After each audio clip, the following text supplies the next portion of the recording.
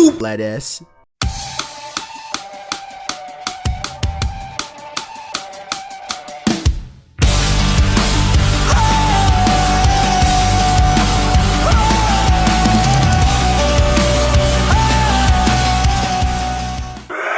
Surprise!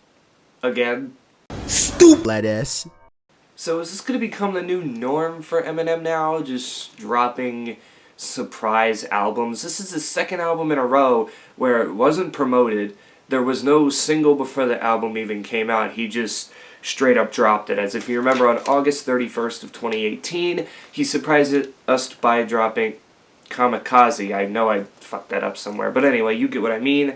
And now all of a sudden, January 17th, 2020, a little bit under 2 years since Kamikaze has come out, we have Music to Be Murdered By, the surprise release by Eminem.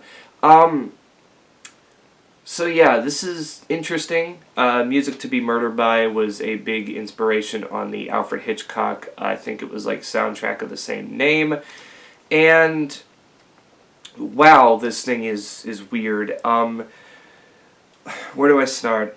Least favorite? There wasn't a lot of like songs on here where I would like, this isn't great. There's 4 off the top of my head, like In Too Deep, Living Heaven, Ya Ya. I don't understand. Justin Bieber has Yummy, and now Eminem, a 47-year-old man, 46-year-old man, has a song called Ya Ya, and Stepdad, which not only can I not relate to because my parents are still together, but I don't know, it's a song about murdering his stepdad, and I get that that's what Eminem does, but it's just kind of like, yeah, a bit old at this point.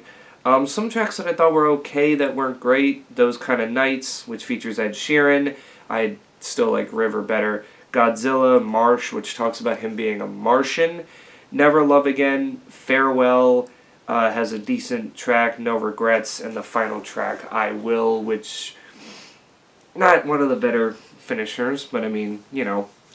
And some of the ones I found liking were Premonition, the technical intro, Unaccommodating, which follows it. You Gon' Learn was pretty good. Darkness, which was one of the ones on the, you know, when the album released, he dropped it as a single. I like it. A lot of people aren't going to like it because a lot of people are going to be like, oh, it's about gun control and how this and that. But I thought it put a really good narrative on, you know, school shootings and just shootings in general that have been happening recently, and, you know, why, I don't know if he's saying gun control should be a thing, but there needs to be more stricter laws against it. So, I mean, I guess I can agree with that. I mean, I have no problem with people owning guns as long as you have it registered and you use it to defend yourself or to hunt, whatever. But those people that just flash around their guns like, oh, my guns, they're not taking my guns. It's like, they can't take your guns. Calm down. Calm down. You have the right to bear arms. They can't take your guns. They just want to put some more regulations on them. I don't get people. Those are like the really rednecky people. But, you know, I find it cool. Little Engine, I don't know what it is. I love the chorus to that thing. And Lock It Up is also pretty good, too. The album has quite a lot of features. Young M.A. features on Uncommodating, which he's actually better than I thought he was going to be. Not one of my favorite rappers. Royce da 5'9" actually features on 3 songs. He features on You Gon' Learn with White Gold, and then he also features on Ya Ya with Black Though, Q-Tip, and Denon, and he features on I Will featuring KXNG, Crooked, and Joel Ertz. Those are the 3 songs that he features on. I feel like every time he has Royce da 5'9" feature on a track, it's always with multiple people. That's still weird to me. Anderson .Paak features on Lock It Up. Ed Sheeran, as I mentioned, features on One of Those Kind of Nights. There's actually 2 Alfred Hitchcock interludes, one in the middle, one toward the end to finish off the album, and an interlude for Stepdad where it's just a clip of a stepdad, you know, beating his son. Juice WRLD features on Godzilla, which he's okay. You know, I mean, obviously, like, it's posthumous for Juice WRLD, but I think it's okay. Skylar Grey features on Living Heaven. Not one of the better Skylar Grey features on the album, as Living Heaven wasn't one of my favorites. And I think his name is Don Toliver, features on No Regrets, which I do not like the chorus for. Overall, with this Eminem album, it's very up and down. Like, you get your hopes up on a lot of songs like Darkness, like Little Engine, and then it just kind of falls back down to earth. Like, after the first half of the album, because this thing is 20 tracks long, well, 17 songs and 3 interludes, but the first 10 tracks I feel like can hold up very well, you can defend, but then the last 10 tracks is just kind of like, he can do better. He showed it in the first half of the album. Plus, in my head, I think this is what he wanted Revival to be, because it has a lot more similarities to that album. It's like a mixture of Revival, Kamikaze, and Recovery all in one. And I have no problem with Recovery or Kamikaze.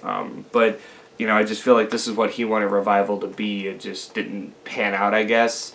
To be honest, I don't really know what songs are going to become hits. I would assume Those Kind of Nights, because of Ed Sheeran being on it, might become a single at some point.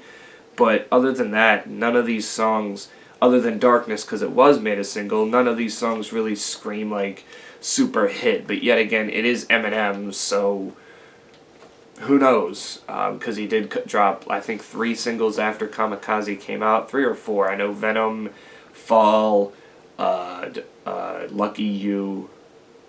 For some reason, I keep thinking there's one more that he dropped. Overall, was it his worst? No. Was it better than Kamikaze? No. It was actually a step down. Stupid ass. So, ever since returning, the trajectory of albums just keeps going down and up and down and up, as it was Relapse and Recovery got better, then Marshall Mathers LP2 went up, and then Revival had you going back down. Kamikaze gave you more hope, and this album is just like an album full of diss tracks on the last one, Kamikaze, was a lot better than this. I don't know, it's just a lot more of the chorus is stuck in my head, a lot more of the beats stuck in my head. It was one of his shorter albums, only 13 tracks long. Sometimes you can only handle so much, especially on an album like this, where you're just pumped for one song, and then the next song you're like, this isn't one of the best, and then you start getting songs in a row like that. So rating this thing was kind of hard, but I think a 6 out of 10 suffices for this. I mean, we know he can do better.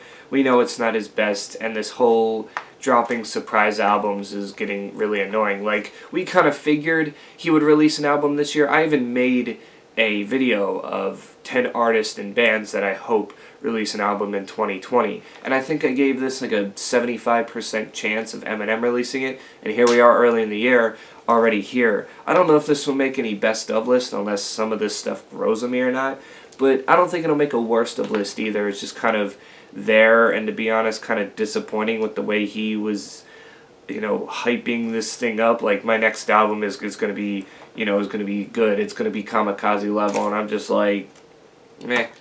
It's okay at best, but nothing spectacular. But that does it for my review. You can tell me in the comments below, what did you think of this album? Did you like it? Did you hate it? What were your favorite songs, least favorite songs? Who's your favorite feature and your least favorite feature? If I had to pick a favorite feature, I would say probably Ed Sheeran, and my least favorite feature would be probably, Don Toliver.